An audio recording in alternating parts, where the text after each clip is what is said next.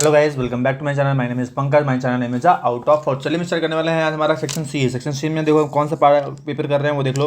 तो paper code क्या है 33(1) है हमारा और सेट 1 कर रहे हैं इसका, ठीक है ना। इसके हमने एमसीक्यूज और 2 मार्क्स क्वेश्चन कर लिया। हम करने वाले हैं इसका सी सेक्शन जो इसमें 3 मार्क्स क्वेश्चन है और ठीक है यहाँ पे 6 क्वेश्चन है। इसके इंटरनल चॉइस क्वेश्चन भी हम करने वाले हैं, ठीक है।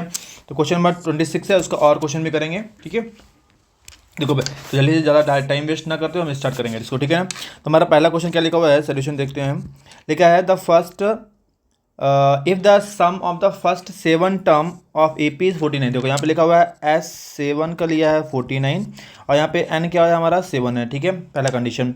सेकंड केस में लिखा है that the first 17 term is 289। तो ठीक है, तो यहाँ पे S17 जो लिखा है हमारा 289 लिखा हुआ है और इसी में हमको एन हमको मिल जाता है कि क्या है ये 17 है इस केस में, ठीक है। 2 केस दिए हुए हैं।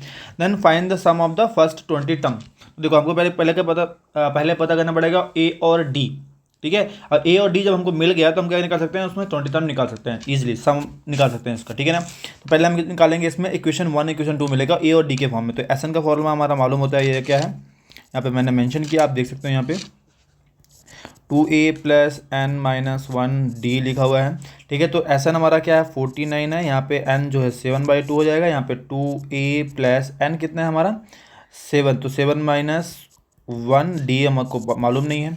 इसको 2 को और 7 को भेज दो तो यहाँ पे जाएगा 49/2 इंटू 2/7 हो जाएगा। इस को बचेगा 2a प्लस यहाँ पे 6d बचने वाला है, ठीक है ना। ये हो गया। इसके बाद क्या करना है, इसको मैं सिंप्लीफाई कर दूंगा तो अगर 7 को 7 कैंसिल कर सकते हैं। यहाँ पे मैं 7 को 49 से कैंसिल करूँगा तो आएगा कितना आएगा, यहाँ पे 7 आएगा। तो 7 2 14 हो गया। तो यहाँ पे 14 इज इक्वल टू जाएगा 2a+6d हो जाएगा, ठीक है। तो इसको प्रॉपर तरीके से लिख लेता हूँ। तो 2a+6d इज इक्वल टू 14, ये हो गया हमारा इक्वेशन नंबर 1 हो गया, ठीक है। अब होता है ये सेकंड केस को करते हैं नेक्स्ट में। S17 की बात कर रहे हैं तो हमारा आएगा n/2 फॉर्मूला पहले लिख देता हूँ मैं, n-1d लिखा हुआ है, ठीक है। S जो 17 है वो कितना है 289 है और n हमारा 17 रहेगा, ठीक है ना। तो 289 हो जाएगा, यहाँ पे 17/2, यहाँ पे 2a प्लस हो जाएगा 17-1d, ठीक है। Very good. यहाँ पे 2 और 17 दोनों को भेज देंगे तो 289 इंटू 2 हो जाएगा और जो 17 है वो क्या जाएगा डिनोमिनेटर में आ जाएगा। तो डिनोमिनेटर में लिख देंगे, यहाँ पे बचेगा 2a बचेगा क्या 16d। इसको 17 के टेबल से हम कैंसिल सकते हैं। यहाँ पे आप देख सकते हो तो 289 जो है 17 टेबल 17 1 जा 17 होता है। इसको सब्ट्रैक्ट करेंगे तो जाएगा 1, तो ये जाएगा कितने बार 17 टाइम, तो 109 तो आएगा। इसको सिंप्लीफाई करने में 17 आएगा, इसको कैंसिल करेंगे तो 17 आएगा। 72 तो 34, तो 34 आएगा। यहाँ पे 2a+16d हो गया है। तो यहाँ पे सीधा लिख देंगे 2a+16d डिवाइड बाई 34। चाहिए तो हम डिवाइड बाई 2 भी कर सकते हैं, नहीं तो एज इट इज़ रहने दो, ठीक है। देखेंगे फ्रॉम इक्वेशन 1 एंड 2 यूज़ कर लेंगे। तो इक्वेशन नंबर 1 क्या था हमारा, तो मतलब इधर से लिख देता हूँ। इक्वेशन 1 हमारा यहाँ पे निकाला है 2a+6d इक्वल टू 14। लिख देता हूँ 2a+6d इज इक्वल टू 14 था। सेकंड इक्वेशन आया 2a+16d इज इक्वल टू 34 आया, ठीक है। ये लिख दिया। अब इसको सिंप्लीफाई कर लेंगे, सिंप्लीफाई करेंगे तो माइनस करेंगे तो साइन चेंज हो जाएंगे इसके सारे के। तो ये कैंसिल हो गया। यहाँ पे आएगा माइनस का 10d आ जाएगा। इसको सिंप्लीफाई करेंगे तो माइनस का 20 आ जाएगा। तो माइनस से माइनस भी कैंसिल हो जाएगा। तो d वैल्यू किया जाएगा 20 डिवाइड बाई 10 कैंसिल किया जाएगा तो क्या आएगा d का वैल्यू आएगा 2। d का वैल्यू कितना आएगा हमारा 2, ठीक है। तो substitute d value in equation 1 में कर देते हैं। या इक्वेशन 1 हमारा क्या था, ये लिखा हुआ है, ठीक है। तो 2a+6d इज इक्वल टू 14 है। 2a+6 यहाँ पे d की वैल्यू 2 है इक्वल टू 14। तो 2a ये 6 12 हो जाएगा, उधर बचेंगे तो 14 - 12 हो जाएगा। कैसे करेंगे तो आएगा 2 और a से डिवाइड कर देंगे तो कितना आएगा, a का वैल्यू 1 आ गया। a और d हमको मिल गया, तो ठीक है। a का वैल्यू है 1 और d का वैल्यू क्या है 2। अब हमको पता करना है, क्वेश्चन में पूछा गया था find the sum of its first 20th term. Okay, तो 20 टर्म पर निकालना है हमको, n मालूम है, ठीक है। तो S20 निकालना है हमको। फॉर्मूला लिख देता हूँ n/2 2a plus n-1d equal, okay. तो S20 की वैल्यू क्या हो गई, यहाँ पे तो n की वजह में 20 आ गया। यहाँ पे 2a की वैल्यू क्या है 1 है, प्लस n जो है हमारा क्या है 20 - 1 हो जाएगा। 20 - 1 d कितना है हमारा क्या 2 है, ठीक है। चलो इसको कैंसिल किया था 10, यहाँ पे आएगा 2 प्लस इसको करेंगे तो कितना आएगा 19 इंटू 2 आ जाएगा। तो यहाँ पे 10 आएगा एज इट इज। यहाँ पे लेंगे 2 प्लस यहाँ पे कितना आएगा 38/2, मतलब हो जाएगा क्या 10 इंटू 40 हो जाएगा, ऐड मल्टीप्लाई करेंगे तो 400। तो जो S20 आएगा वो क्या आएगा हमारा 400 आएगा, तो आंसर आएगा हमारा 400। चलो वेरी गुड। इसका आते हैं और क्वेश्चन में, और क्वेश्चन बहुत मजेदार क्वेश्चन है, ठीक है, बिल्कुल मिस मत करना, ठीक है। ठीक है, ratio of the 10th term and it's 30th term is 1:3। Okay, तो लिखेंगे रेशियो, तो यहाँ पे लिखेंगे सोल्यूशन, जो सोल्यूशन हमारा है 10th टर्म। ओके, तो ratio of the 10th term A10 और A30, जो रेशियो कितना है 1:3 है, ये दिया हुआ है, ठीक है, गिवन में। तो ए का हमारा क्या होता है A+9D, और इसका क्या होता है A+29D is equal to 1/3। Cross multiply किया जाए, क्रॉस मल्टीप्लाई करने में तो क्या आएगा यहाँ पे 3A+27D हो जाएगा। इसका करेंगे तो आएगा A+29D एज इट इज़, ठीक है। इसको बुला लो इधर, तो 3A इधर ही रहने दो, ए को उधर बुलाएंगे तो कितना हो जाएगा यहाँ पे माइनस का ए, यहाँ पे 29D एज इट इज, उधर भेजो माइनस का 27D, ठीक है। इधर सिंप्लीफाई किया था 2A आया, उधर सिंप्लीफाई किया तो -2D आया, तो 2 भी कैंसिल कर देंगे, और 2 अगर कैंसिल कर देंगे तो क्या आ जाएगा A is equal to D आ जाएगा, ये दिमाग में डालो अब, ठीक है, A और इक्वल टू डी आ गया।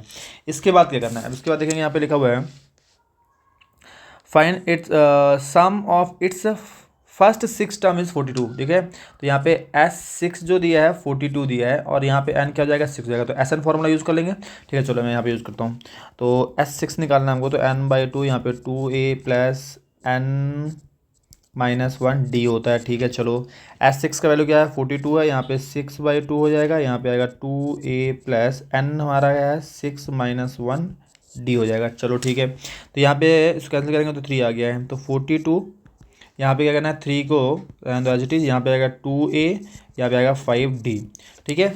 अगर आप देखोगे, अगर मैं यहाँ पे substitute D value in equation 1, ठीक है, यहाँ पे इक्वेशन 1 देते हैं, तो यहाँ पे क्या कहता है डी की ए की जगह में क्या रहता है हमारा ए इज इक्वल टू डी था, करेक्ट, तो डी की जगह में क्या लिख देंगे ए लिख देंगे। चलो लिख दे, तो 42 इज इक्वल टू 3, यहाँ पे जाएगा 2A + 5, डी की जगह में क्या रिप्लेस करना है ए करना है, तो डी की जगह में क्या लिख देता हूँ मैं ए लिख देता हूँ, ठीक है। अब देखो यहाँ पे आएगा 42, यहाँ पे 3, यहाँ पे ऐड करेंगे तो 7A हो जाएगा, मल्टीप्लाई करेंगे तो 21A हो जाएगा, यहाँ पे 42 से डिवाइड करेंगे तो 42 / 21 is equal to A. Cancel किया तो कितना आ गया, ए का वैल्यू कितना आ गया हमारा, ए का वैल्यू आ गया 2। तो ए का वैल्यू 2 आ गया है, तो हमको डी का निकालना है, तो डी का वैल्यू क्या हो जाएगा हमारा, ए एंड डी दोनों इक्वल थे, यहाँ पे हमने लिखा हुआ है A is equal to D equal to 2, तो हमारा ए और डी क्या है इक्वल है, यही पूछना था, पूछा गया था इसमें। ओके, तो first find the first term and the common difference of AB, तो कॉमन डिफरेंस और फर्स्ट दोनों हमारे क्या आएगा, तो फर्स्ट टर्म हमारा जो है, फर्स्ट टर्म जो ए हमने कंसीडर किया था वो हमारा जो है हमारा क्या 2 है, और जो कॉमन डिफरेंस है, कॉमन डिफरेंस भी जो आया है हमारा क्या आया है वो भी 2 है, ठीक है, जो डी था हमारा, ठीक है। तो हमारा ये दोनों वैल्यू आ गए हैं, ठीक है। ये हो गया है। क्वेश्चन में करेंगे हमारा 27 में बहुत अच्छा क्वेश्चन है। फाइन, ये देखो पॉलिनोमियल चैप्टर क्वेश्चन है। फाइन द जीरो निकालना है, ऐसे कितना है x², यहाँ पे सोल्यूशन लिख देता हूँ मैं, x² - 15, ठीक है।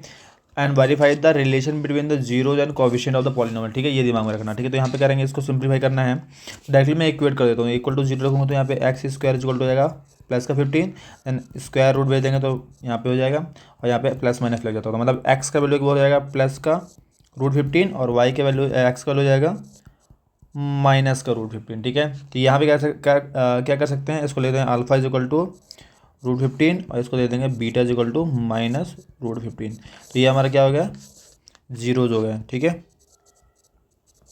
जीरोज आ, ओके, जीरोज मिल गया। उसको क्या वेरिफिकेशन करना है, ठीक है ना, तो relation between, verify the relation, okay, verify the relation, देखेंगे sum of zeros, sum of zero क्या होता है, alpha + beta is equal to क्या होता है -b/a होता है, या फिर हम इसको ले सकते हैं कोएफिशिएंट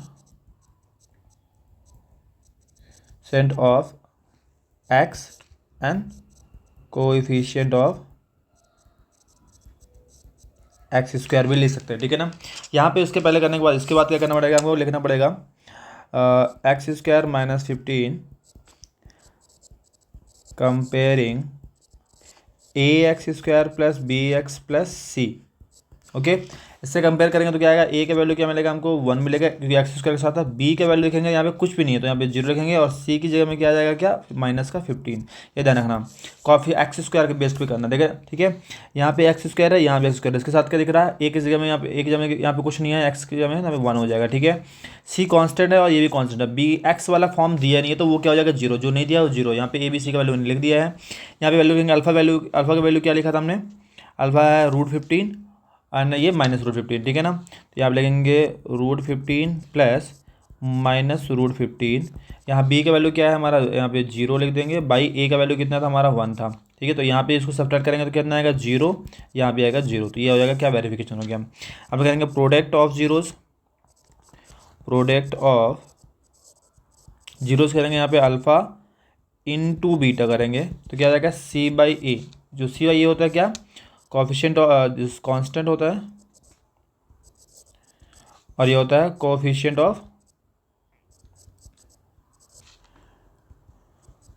ऑफ एक्स स्क्वायर। ठीक है, इसमें वैल्यू रख दो, यहाँ पे क्या आएगा √15 था इंटू में -√15 था। ठीक है, इक्वल टू सी की वैल्यू क्या है -15 है और ए की वैल्यू क्या था हमारा 1 है। ठीक है, इसको मल्टीप्लाई करेंगे तो यहाँ पे माइनस प्लस माइनस ही रहेगा, √15 आ जाएगा, यहाँ पे करेंगे तो -15। ठीक है, तो ये क्या हो जाएगा हमारा वेरिफिकेशन हो गया है कि कैसे इसको हम सिंप्लीफाई कर सकते हैं। ठीक है, तो यहाँ पे बोला गया था relation between zeros of the coefficient of the point. ठीक है, तो वेरिफिकेशन करना था, यहाँ पे वेरीफाई द रिलेशन, तो वो हमने कर लिया। ठीक है, ये हो गया हमारा। करेंगे नेक्स्ट क्वेश्चन लिखा है यहाँ पे, solve the system linear equation graphically solve करना। ठीक है, चलो इसको इक्वेशन 1 दे देते, इसको इक्वेशन 2 दे देते, तो लिखेंगे फ्रॉम इक्वेशन 1 यहाँ लेते हैं फ्रॉम इक्वेशन 2। ठीक है, तो x - y + 1 = 0 है यहाँ पे x + y = 5 है। ठीक है, सिंपल पहले बॉक्स बना लेता हूँ मैं, दो वैल्यू आप ले रहे हो। ठीक है, इसमें आप थर्ड कोऑर्डिनेट भी बना सकते हो बॉक्स, जिसमें आपको x, y के फॉर्म में ले सकते हो। यहाँ भी same cheese x, y and x, y ऐसे लिखोगे तो और अच्छा प्रेजेंटेशन बनेगा। ठीक है ना, इसलिए बोला हूँ ऐसा लिखो। ठीक है, तो यहाँ पे पहले ले लेता हूँ मैं x value is 1, x value is 0। एक बार x 0 ले लेंगे तो x 0 अगर इसमें लेते हैं तो जाएगा 0 - y + 1 = 0। उधर जाएगा तो -y = -1, माइनस माइनस कैंसिल, तो y का वैल्यू क्या आएगा 1 आ गया। ठीक है, पहला केस में। अगर y = 0 लेते हैं तो क्या आएगा, ठीक है, तो यहाँ पे x - 0 + 1 = 0, तो x उधर जाएगा तो -1 हो जाएगा। ठीक है, अब ये दोनों वैल्यू फिल कर देना। हमने x का वैल्यू 0 लिया है तो y का वैल्यू मिला है 1। ठीक है, और y की वैल्यू 0 लिया है तो x वैल्यू मिला है -1। ठीक है, इसको लिखेंगे तो क्या आएगा यहाँ पे 0, -1 यहाँ पे -1, 0, ये ऐसे लिख देना। ठीक है, नेक्स्ट में करेंगे, यहाँ पे भी x में 0 लेता हूँ, x = 0 लूँगा तो क्या आएगा यहाँ पे x + y = 5 था, तो यहाँ पे 0 + y 5, तो y = कितना आएगा 5 आएगा। ठीक है, अगर y = 0 लेते हैं तो यहाँ पे क्या आएगा x + 0 = 5, देन x वैल्यू क्या आएगा 5। ठीक है, ये वैल्यू हम सब्स्टिट्यूट कर देते हैं। अगर मैंने x 0 लिया है तो y 5 आया है, और अगर y 0 लिया है तो x 5 आया है। ठीक है, यहाँ पे x और y के फॉर्म में लिखना था तो हमारा आएगा क्या 0, 5 एंड 5, 0।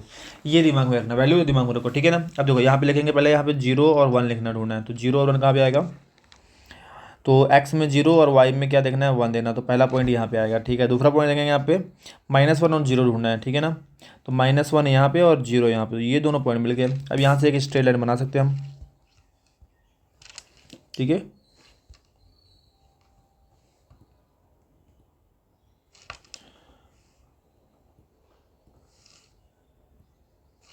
तो यहाँ पे ये पॉइंट था और ये पॉइंट था, दोनों को ज्वाइन कर देंगे तो यहाँ से समथिंग ऐसा कुछ लाइन बन जाएगा आपका। ठीक है ना, ये इक्वेशन कौन सा था, इक्वेशन का नाम लिख दो यहाँ पे, ये वाला x - y + 1 = 0, ये पहला वाला हो गया। सेकंड वाला देखेंगे क्या है, 0 से 5 है और 5 से 0 है। ठीक है ना, तो 0 एंड 5 यहाँ पे आएगा एंड 5 एंड 0 यहाँ पे आएगा, इन दोनों का इंटरसेक्ट करेंगे यहाँ पे। ठीक है ना, तो ये ऐसा कोई मिलता जाएगा ये। तो आप ग्राफ में पूरा करो। इस इक्वेशन का नाम क्या था हमारा, x + y = 5 है। ठीक है ना, तो x + y = 5। तो सम केसेस में कभी बोल देता है कि हमको एक ट्रायंगल दिखेगा एक्स एक्सिस में, उसको साइड करना है। ठीक है ना, उसको साइड करना है। ठीक है, तो दैट केस उस केस में क्या करना होता है हमको, जैसे मान लो बोल दिया कि एक्स एक्सिस में करना है, तो हमको ये वाला पार्ट जो है ऐसे, ये पूरा पार्ट क्या आएगा हमारा इसको हमको करना पड़ेगा ऐसे ही सेट करना पड़ेगा, मतलब उसको पेंसिल से स्क्रैच करना पड़ेगा। ये अगर एक्स एक्सिस में बोलेगा, ठीक है। अगर बोला उसने वाई एक्सिस पे, तो यहाँ पे हमारा ये वाला पार्ट आएगा, ये वाला पार्ट आएगा अगर वाई एक्सिस बोलता है तो। पर यहाँ पे ऐसा कुछ बोला नहीं गया है तो कोई जरूरत नहीं करने के लिए, हमारा ये हो गया। और अब पूछता है अगर एक्स और वाई की वैल्यू पूछता है तो यहाँ पे जो होगा हमारा, यहाँ पे जो इंटरसेक्ट कर रहा है,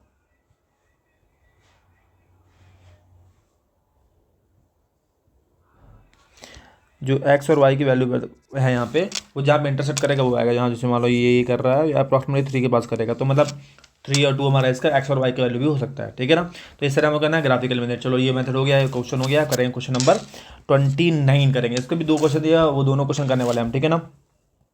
क्या find the ratio the line segment joining the point this and divide by y axis, ठीक है ना। तो यहाँ पे सोल्यूशन लिखते हैं, पहले लिख देता पॉइंट हमारा क्या है।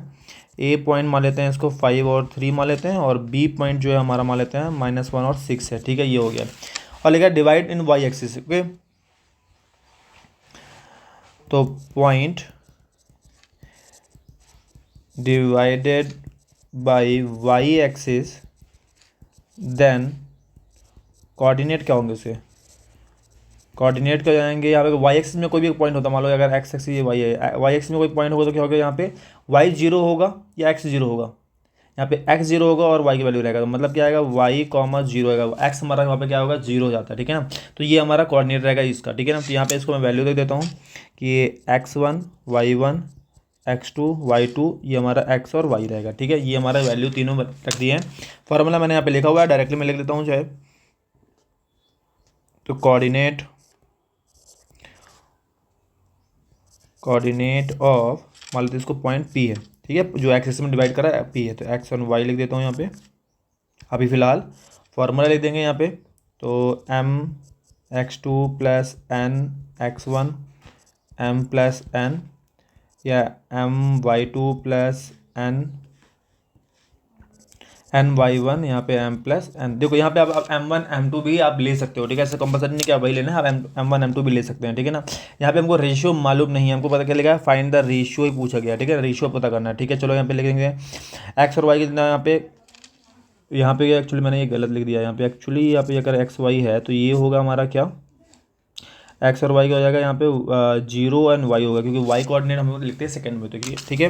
तो 0 और वाई यहाँ पे आएगा। यहाँ पे लिखेंगे एम और एन, हमको वैल्यू मालूम नहीं है, ध्यान रखना, ठीक है। तो कन्फ्यूज नहीं होना, m1 m2 भी लिख दोगे तो आपको वैल्यू सेम ही आएगा, ठीक है। सेम ही चीज़ है। यहाँ पे लिख देते हैं m1, हमारा m1 रहेगा, x2 वैल्यू कितना है हमारा -1 m1 + n, x1 कितना है 5 है, तो 5n हो जाएगा।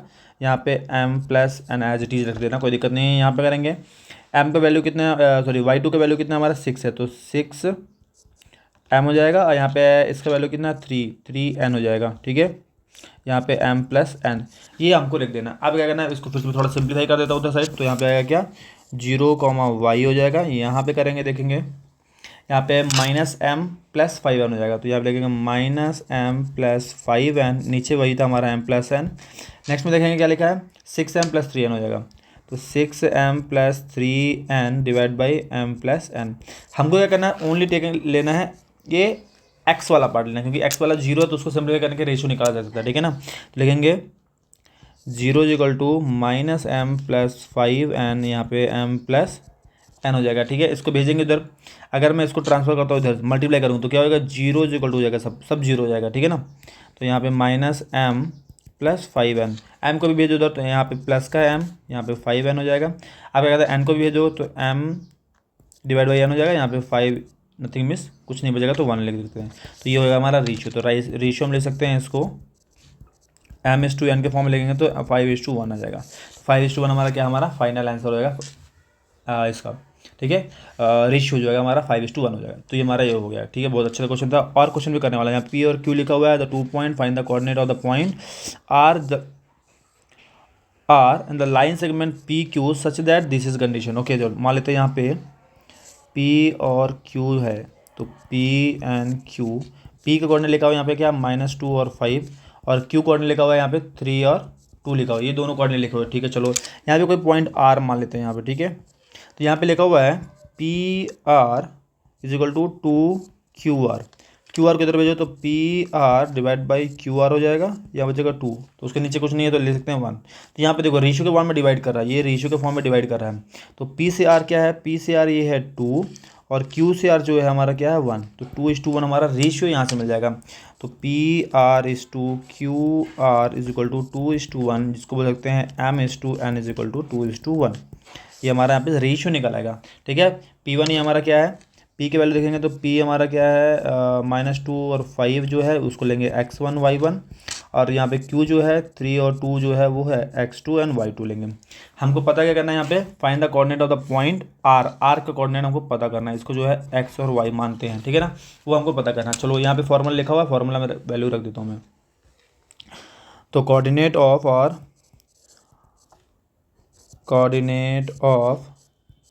R करेंगे तो क्या आ जाएगा, हमारा फॉर्मूला क्या है, देखो m(x2 + n(x1) by m1 + m+n। ठीक है, नेक्स्ट में क्या है, m और n एज टी लिख दो, यहाँ भी m और n एज टी लिख सकते हैं, यहाँ पे लिखते हैं y2 और y1। तो ये इजी तरीका भी है लिखने का। ठीक है ना, ठीक है, y2 - 1। यहाँ पे r का कोऑर्डिनेट क्या है हमारा, x और y जो हमको पता करना है अभी। ठीक है, ये भी r कोऑर्डिनेट होता है, यहाँ भी r लिखते हैं, यहाँ भी r लिखते हैं एक्चुअली। ठीक है, यहाँ पे आप रख देंगे वैल्यू। ठीक है, तो यहाँ पे x2 और m1 क्या है, देखो यहाँ पे देखेंगे इसका मल्टीप्लाई इधर होता है और इसका मल्टीप्लाई इधर होता है, तो 2 का मल्टीप्लाई करेंगे 3 से, 2 3 जा 2 और 3 प्लस यहाँ पे 1 का मल्टीप्लाई करेंगे -2 से। ठीक है, तो 1 का मल्टीप्लाई करेंगे -2 से, तो यहाँ पे नीचे वही आएगा 2 + 1 एज इट इज़, यहाँ पे 2 प्लस बिकॉज m और n जो है 2 और 1 है। ठीक है ना, यहाँ पे करेंगे नेक्स्ट वन, तो 2 का मल्टीप्लाई होगा 2 से, तो लिख देता हूँ 2 × 2, और n और y1 है, तो n ये हमारा n है, तो n का मल्टीप्लाई करेंगे इससे 5 से, तो यहाँ पे आएगा 1 × 5, तो यहाँ पे ले देंगे 1 और 5। चलो इसको सिंप्लीफाई कर लेते हैं, आ जाएगा आंसर हमारा। यहाँ पे आएगा 6 - 2/3, यहाँ पे आएगा क्या 4 + 5/3, करेक्ट। यहाँ पे आएगा r इक्वल टू क्या आएगा, यहाँ पे 4/3, यहाँ पे आएगा 9/3, इसको कैंसिल कर देंगे तो आएगा कितना आएगा 3। तो यहाँ पे r कोऑर्डिनेट का देखना है 4/3 एंड 3 आ रहा है, यहाँ पे आज जो r कोऑर्डिनेट जो x और y था। ठीक है, तो यहाँ पे x और y की जगह क्या दिख रहा है, 4/3 एंड 3 आ रहा है, तो ये हमारा क्या फाइनल आंसर हो गया। ठीक है, इस तरह हमारा क्वेश्चन आ गया है। हमको सिर्फ इसमें प्रूव करना था, find the coordinate of the point R on the line segment PQ such that PR। Okay, तो रेशियो दिया था, हमको एक्चुअली पता करना था R का कोऑर्डिनेट, जो हमने पता कर लिया है वो ये है। ठीक है, तो ऐसे आप कर सकते हैं। इसमें क्या करना है, सिंपली सब्स्टिट्यूट कर देना है वैल्यू में, बस हो गया। अगर आपको M1 M2 लेना है तो उसमें अभी आप कन्फ्यूज नहीं होना, आप उसमें वैल्यू रखोगे तो उसमें भी आपको आंसर मिल जाएगा। ठीक है, तो ये हो गया। क्वेश्चन में करेंगे 30, जल्दी से करेंगे। ठीक है ना, यहाँ पे लिखा हुआ है sin 2 लिखा हो, तो यहाँ पे क्या करना है, पहले सोल्यूशन में डायरेक्टली क्वेश्चन लिखा हुआ है तो मैं डायरेक्टली स्टार्ट कर रहा हूँ LHS से। ठीक है ना, आप एग्जाम में ऐसे नहीं करना, पहले एक बार क्वेश्चन लिखना उसके बाद करना। ठीक है, तो यहाँ पे मैं क्या कर रहा हूँ, साइन कॉमन ले रहा हूँ, साइन थीटा मैं कॉमन लेता हूँ तो क्या बचेगा 1 - 2 sin स्क्वायर थीटा बचेगा। ठीक है, यहाँ पे भी कॉस अगर कॉमन लेता हूँ तो क्या बचेगा, यहाँ पे 2 cos स्क्वायर थीटा -1 बचेगा। ठीक है, अब क्या करना है, दो बार लिखा उसको एक बार लिख दो और।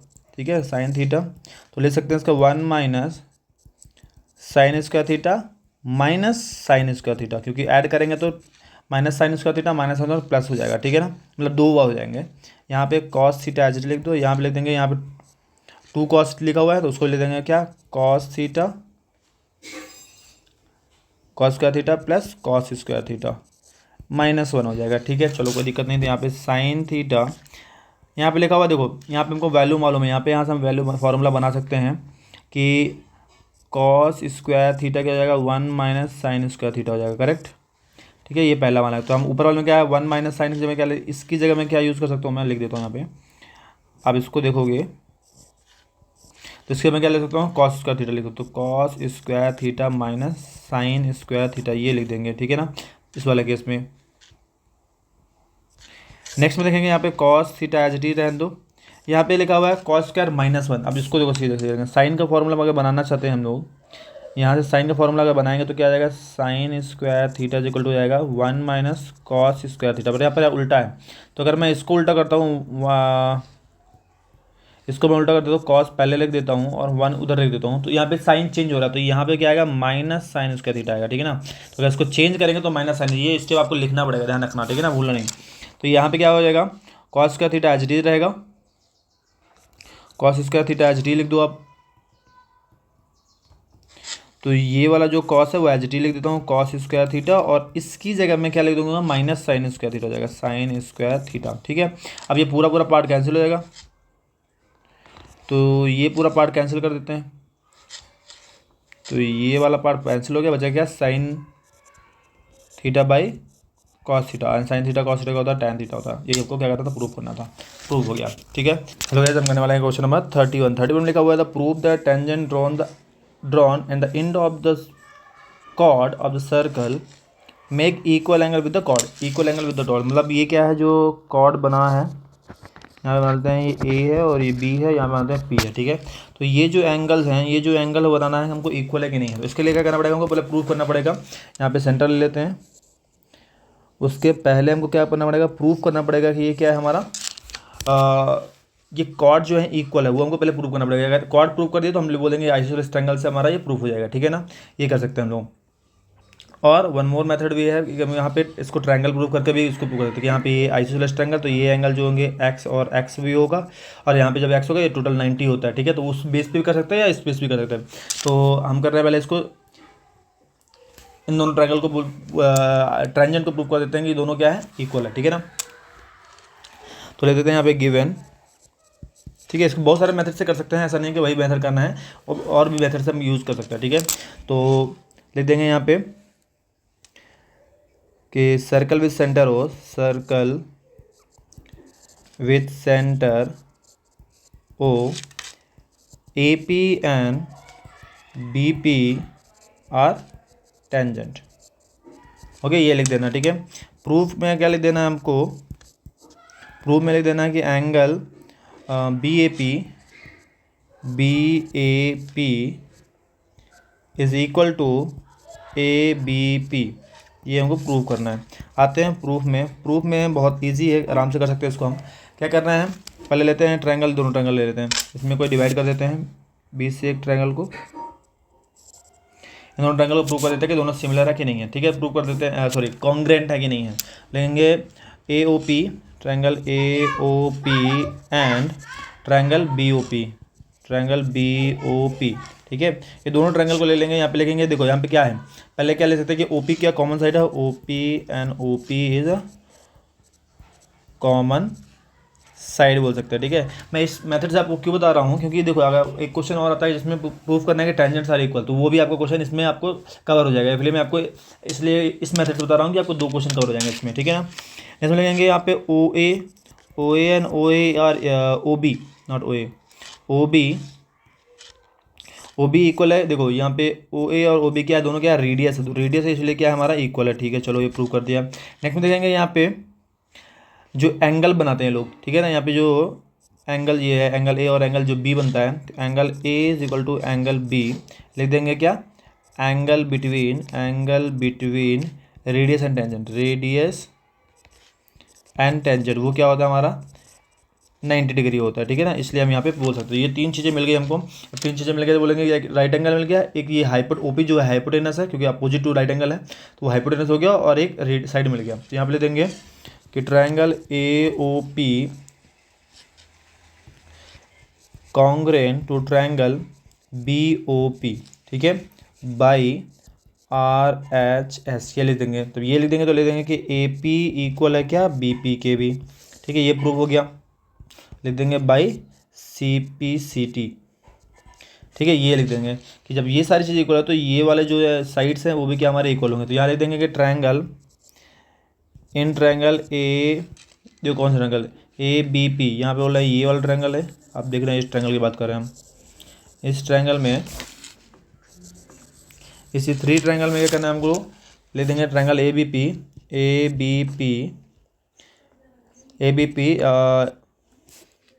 आइसोसेलेस ट्रायंगल, आइसोसेलेस ट्रायंगल है, मतलब क्या है, A P and B P are equal है, तो क्या होगा, then base angle also equal, angle also equal, in base angle also equal, ये मेंशन कर देंगे। और उसके बाद जब इक्वल हो जाएगा तो यहाँ पे लिख देंगे क्या कि एंगल ए एंड एंगल, उसका नाम ले देंगे कि angle B A P is equal to angle A B P, angle A B P, ये दोनों क्या है हमारा इक्वल है। तो ये हो जाएगा हमारा हैंस प्रूव्ड।